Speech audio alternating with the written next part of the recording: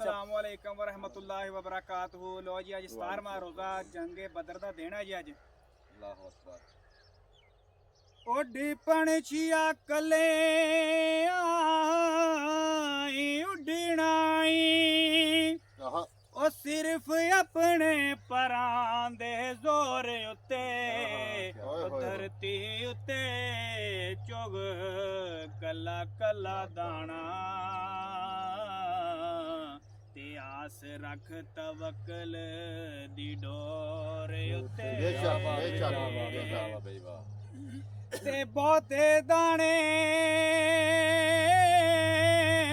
Seat जाल दिंदे हथ चोर दा मकर दी डोर उत्ते लालच हिरस च फसे सरदार साईं। अल्लाह वाह जी वाह, क्या बात है।